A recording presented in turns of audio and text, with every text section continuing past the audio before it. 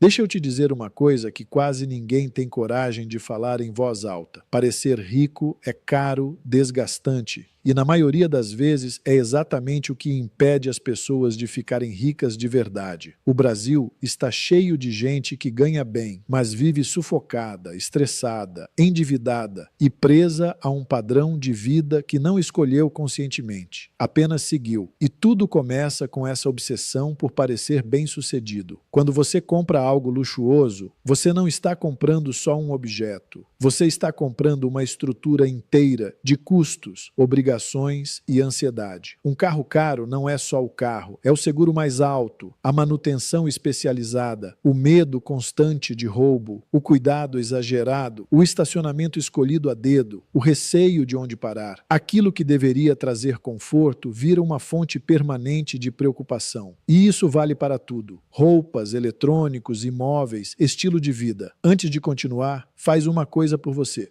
Se inscreve agora no canal. Aqui a gente não ensina a parecer rico, a gente ensina a parar de ser refém do dinheiro. Existe um fenômeno silencioso que destrói a saúde financeira das pessoas e quase ninguém percebe enquanto está acontecendo. É o consumo em cadeia. Você compra uma coisa nova e, de repente, todo o resto começa a parecer velho, inadequado, fora de padrão. Compra um sofá caro e o tapete já não combina mais. Troca o tapete e as cortinas parecem ultrapassadas. Aí resolve pintar a parede. Depois vem a iluminação. O que era uma compra isolada vira uma sequência de gastos que não acaba nunca. E o pior, você começa a trabalhar não para viver melhor, mas para sustentar a estética da própria vida. É nesse ponto que a armadilha se fecha. A pessoa passa a depender de um salário alto não porque quer prosperar, mas porque não pode mais reduzir o padrão. O emprego vira prisão, a liberdade some. E tudo isso por quê? Para sustentar uma imagem, para parecer algo para os outros. Parecer rico custa caro demais.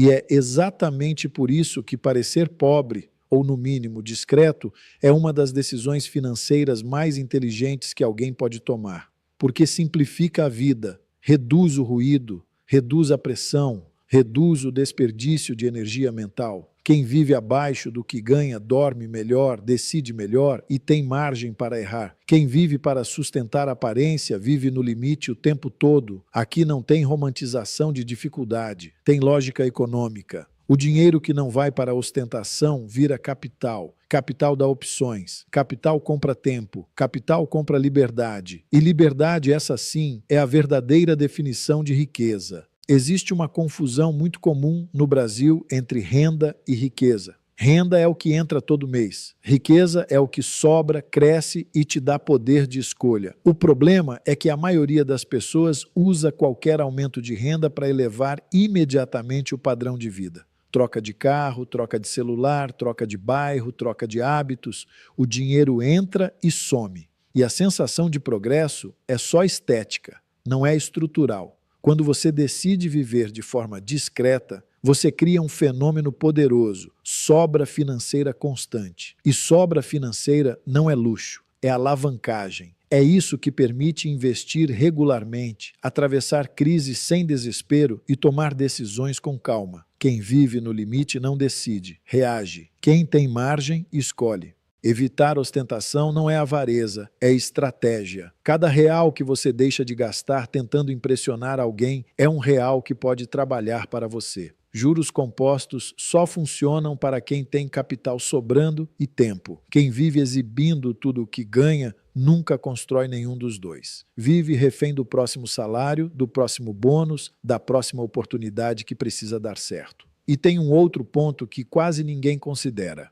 o custo social da ostentação. Quando você exibe padrão alto, você atrai pressão. Pressão para gastar mais, pressão para acompanhar, pressão para frequentar lugares caros, consumir coisas que não estavam no seu plano. O famoso amigo que sempre escolhe o restaurante mais caro. O convite que você aceita por vergonha de dizer não. A vida vira uma sucessão de pequenas concessões financeiras que, somadas, viram um rombo enorme. Viver de forma simples filtra o ambiente, afasta interesseiros, expectativas alheias e comparações inúteis. Aproxima quem gosta de você pelo que você é, não pelo que você aparenta ter.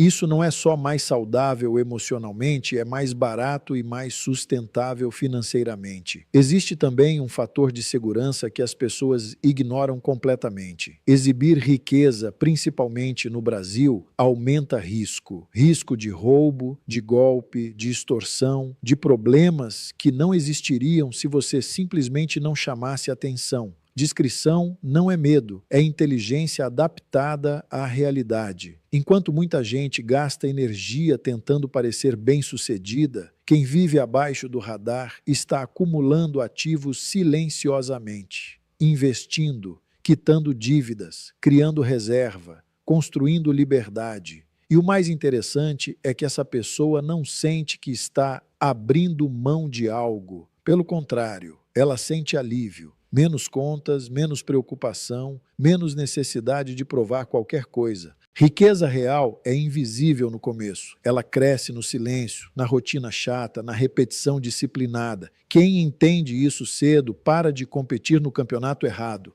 Para de disputar status e começa a disputar independência. E essa troca muda completamente o jogo. Existe um mecanismo psicológico que explica por que tanta gente ganha mais e continua no mesmo lugar financeiro. A esteira hedônica. Funciona assim. Você compra algo novo, sente prazer, sente orgulho, sente que avançou. Só que esse efeito passa rápido. O cérebro se adapta. Aquilo que ontem parecia conquista, hoje vira normal. E amanhã parece pouco. Então você precisa de algo maior, mais caro, mais chamativo para sentir a mesma emoção. É uma corrida sem linha de chegada. O problema não é comprar coisas. O problema é usar o consumo como anestesia emocional. Comprar para compensar frustração, cansaço, comparação social ou sensação de atraso na vida. Esse tipo de compra nunca resolve nada, só cria dependência, e dependência custa caro.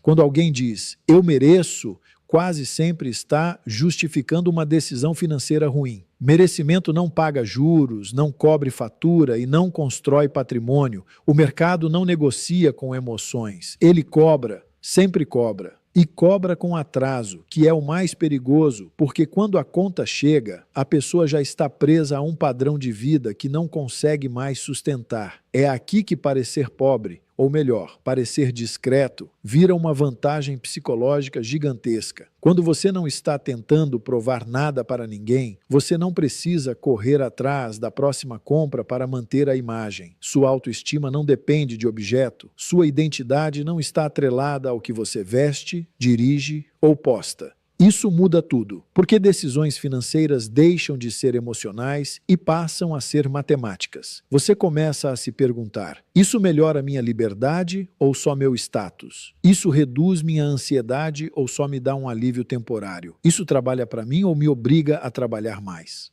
E a resposta, na maioria das vezes, é desconfortável, mas libertadora. A matemática da liberdade é simples e cruel ao mesmo tempo. Quanto mais alto seu custo de vida, mais distante você está de ser livre. Não importa quanto você ganha. Se gasta quase tudo, você não manda em nada. Quem manda é o próximo boleto. Quem manda é o próximo salário. Quem manda é o próximo mês. Agora pense no inverso. Uma pessoa que vive com pouco, não porque é forçada, mas porque escolheu, essa pessoa precisa de menos para viver. Logo, precisa acumular menos para ser financeiramente independente. Pela regra dos 4%, quanto menor o seu custo anual, menor o patrimônio necessário para viver de renda. Isso não é filosofia, é conta. Quem vive de forma simples, encurta o caminho para a liberdade. Enquanto outros estão ocupados aumentando o padrão, essa pessoa está reduzindo o tempo até não precisar mais vender horas da própria vida. Isso é poder. Silencioso, invisível, mas real. E tem mais, a felicidade. As pessoas superestimam brutalmente o impacto de bens materiais no bem-estar. O carro novo empolga algumas semanas, o celular novo há alguns dias, a roupa nova algumas horas. Depois vira cenário. O cérebro volta ao ponto inicial e a busca recomeça. Por isso, tanta gente vive cansada, endividada e insatisfeita ao mesmo tempo. Já a tranquilidade financeira funciona ao contrário. Ela cresce devagar, mas dura. Saber que você tem reserva, que consegue dizer não, que pode sair de um emprego ruim, que um imprevisto não te destrói. Isso não aparece no Instagram, mas muda completamente a forma como você dorme, pensa e decide. Parecer pobre nesse sentido não é retrocesso, é uma escolha consciente de não sacrificar o futuro para alimentar o ego no presente. É entender que liberdade não faz barulho. Quem faz barulho é insegurança disfarçada de sucesso. E quando você entende isso, a pergunta deixa de ser o que posso comprar agora e passa a ser o que isso está me custando ao longo da vida?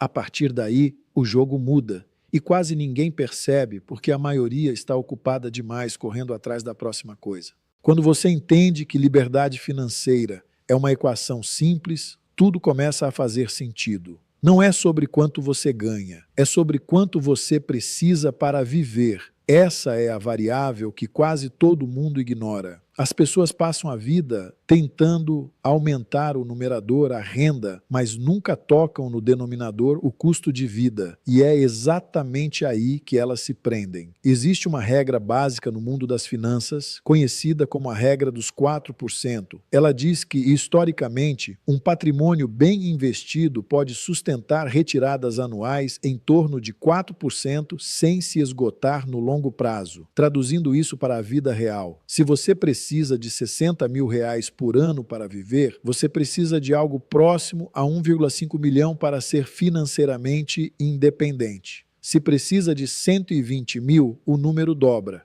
Se precisa de 240 mil, dobra de novo. O custo de vida decide o tamanho da sua prisão ou da sua liberdade. Agora observe o impacto disso. Cada luxo permanente que você incorpora à sua rotina não aumenta apenas seus gastos mensais. Ele aumenta o tamanho do patrimônio que você precisa acumular para parar. Um carro mais caro não custa só mais parcela. Ele adiciona anos de trabalho à sua vida. Um padrão de consumo inflado não custa só dinheiro, ele custa tempo. E tempo é o ativo mais caro que existe, porque não volta. É por isso que pessoas verdadeiramente ricas são obcecadas por simplicidade. Não por escassez, mas por eficiência.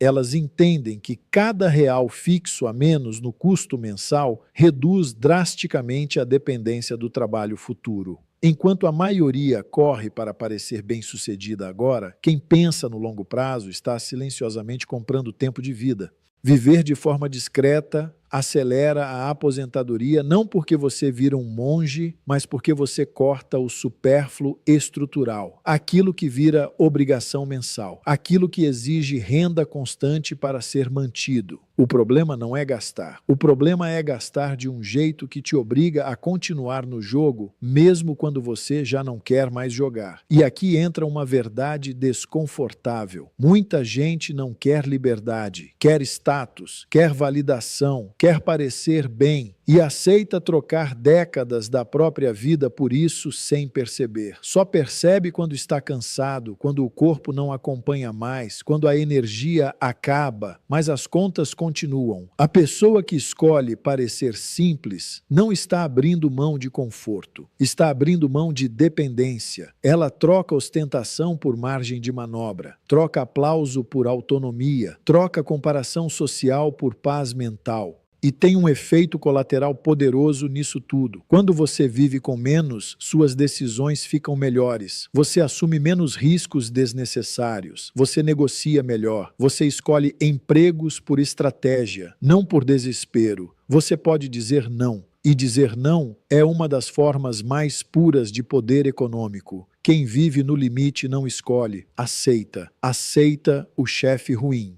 Aceita o trabalho que odeia, aceita o estresse, aceita o medo constante de imprevistos. Tudo porque construiu uma vida que exige demais para ser mantida. Já quem mantém um padrão simples vive com folga psicológica, e essa folga muda tudo. Muda como você investe, como você planeja, como você encara o futuro. A ansiedade cai, a clareza sobe, o horizonte se alonga. No fim das contas, parecer pobre não é sobre negar progresso. É sobre recusar a armadilha de confundir consumo com sucesso. É entender que riqueza não é aquilo que você mostra, mas aquilo que você controla. E controle financeiro não se conquista com mais coisas, mas com menos dependências. Quando você reduz o que precisa, aumenta o que pode. E isso não aparece em foto, mas aparece em escolhas. Escolhas que, ao longo do tempo, fazem toda a diferença entre quem trabalha por obrigação e quem trabalha por opção. No fim das contas, parecer pobre não é retrocesso. É vantagem competitiva, é uma escolha racional num mundo que incentiva decisões emocionais. Enquanto a maioria corre para mostrar sucesso, poucos estão realmente construindo sucesso. E essa diferença explica por que tanta gente parece estar bem e, ao mesmo tempo, vive sufocada financeiramente. A verdadeira riqueza não faz barulho. Ela cresce no silêncio, na disciplina, na repetição chata de boas decisões. Ela não aparece em foto, não gera curtida, não impressiona desconhecidos. Mas ela compra algo muito mais valioso do que status: liberdade. Liberdade para dizer não, para escolher onde trabalhar, para atravessar crises sem pânico, para dormir sem medo do próximo boleto. Quando você entende isso, o jogo muda. Você para de gastar para se sentir bem por alguns minutos e começa a investir para viver bem por décadas. Para de competir com os outros e começa a negociar com o próprio futuro. Para de perguntar o que vão pensar e passa a perguntar: isso me aproxima ou me afasta da independência financeira? Parecer simples não significa pensar pequeno, significa pensar longe, significa usar o dinheiro como ferramenta, não como fantasia. Significa entender que cada gasto fixo desnecessário é uma corrente invisível te puxando para trás. Quem escolhe a modéstia hoje compra tempo amanhã. Quem escolhe ostentação hoje vende tempo sem perceber. Essa é a matemática que quase ninguém quer fazer, mas que sempre fecha no final. Agora, deixa eu te pedir um favor, bem direto. Se esse vídeo fez você repensar seu padrão de consumo, se em algum momento você se reconheceu aqui, então se inscreve agora. Não por mim, por você. Porque esse canal é para quem quer parar de parecer bem e começar a viver bem de verdade.